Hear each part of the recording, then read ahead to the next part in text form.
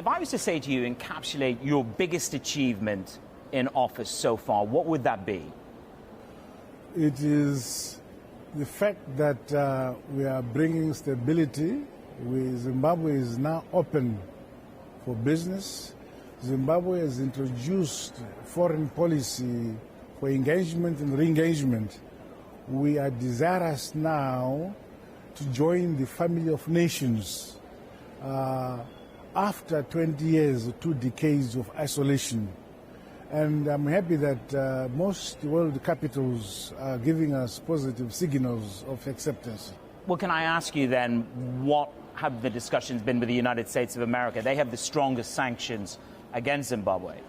I'm happy that dialogue with the Trump administration is ongoing. I have met several of his staffers whom he has sent, and at various fora I have met them, and I'm happy with the progress so far we are making, which has never happened for the last 20 years.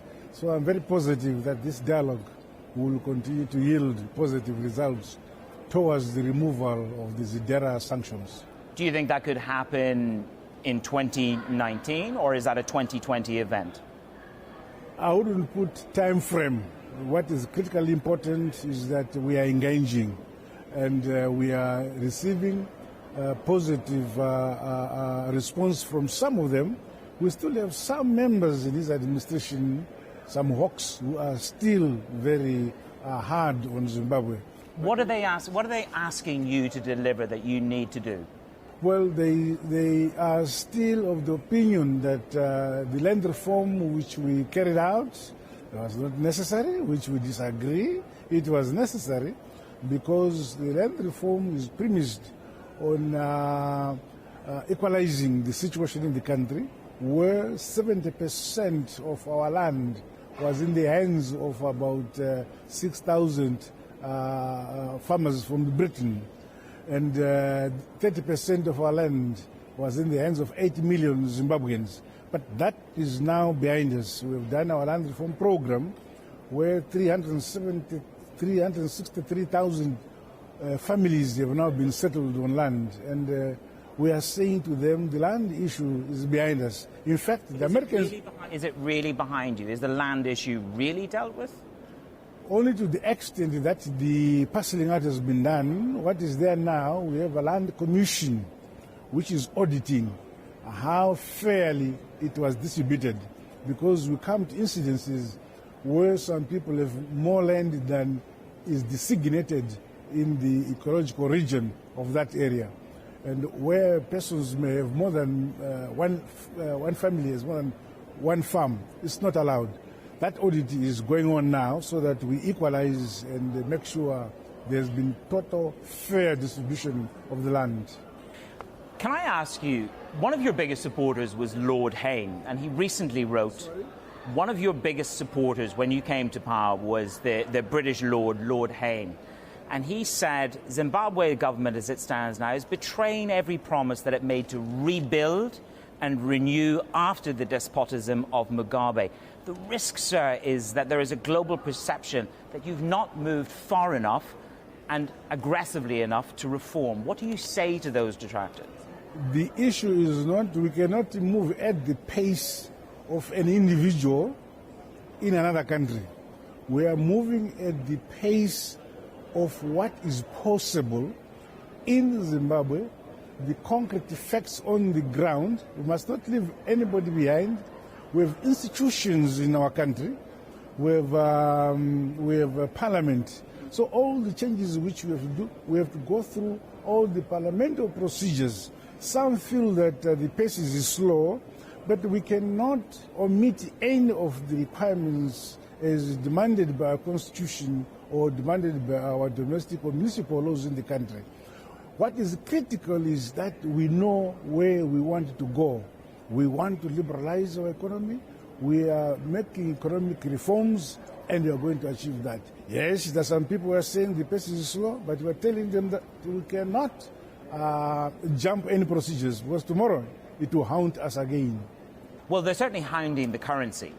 That is for sure. And there is a lack of confidence in the Zimbabwean dollar. What do you say to the detractors on the currency who are attacking it? You realize that for the last 2 decades, our currency collapsed totally. It collapsed as a result of those sanctions. And for us to have been surviving, we then introduced in 2009 a basket of currencies that included the American dollar, the pound, the euro, the rand, and so on. Many currencies came in. But now we realize that it is necessary to introduce a monocurrency. But they're still attacking that monocurrency. Yes, you don't expect that everybody will go with you whatever you want to do. How are you going to defend this currency attack? We have to make sure that the fundamentals to anchor a currency of any country, it's not only Zimbabwe, it's not peculiar to Zimbabwe, any currency must be anchored on some reserves.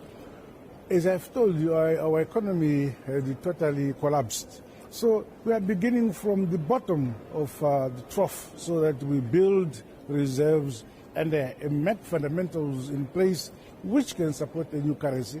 Anyway, in that process, of course, we have somebody who says, oh, it must be done today. It's not possible. We have to move on step by step so that we succeed. Well, part of that step-by-step process is information for the global investment community in the form of inflation data. You have inflation ratcheting away. Why has the government stopped releasing inflation results? We need that data to look at the currency, to look at the country. In the past, it was based on the multi-currency system. But it is necessary that now that we are going back to a new platform, we need a period of about 10 months or so to build statistics on which we can now base. We cannot base the current monocurrency on the basis of a collapsed and the multi-currency system. So that by March next year, the currency will be out. Yes, we are currently building internally. We have people who complain that we still need this to be done, but we feel that it is necessary to be correct and to be solid. So we need to build a basis upon which. So you're making a commitment today to have inflation data to the market by March of next year? I'm not making this today. It has been made already before by my Minister of Finance in this year. That has been communicated. Well, there may be people who have not taken on board that information, but it is there. Okay, let's try and tie 2 things together. We have soaring inflation. The only other country out there, I suppose, in a similar state is Venezuela. Is the economy of Zimbabwe in a similar state to Venezuela? I'm also sure I understand what is happening in Venezuela. Well, they're having a fairly tough time, sir. Pardon? They're having a tough time. Well, I don't know how tough, whether their situation is similar to ours, that those who are interested to make comparisons can do so.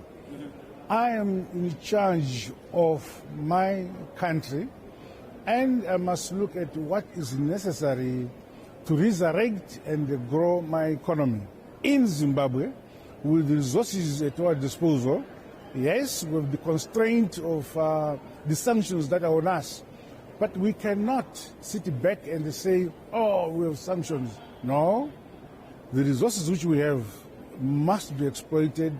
We must create a situation, an environment to attract global capital to come into our economic environment and jurisdiction under the conditions in which we live.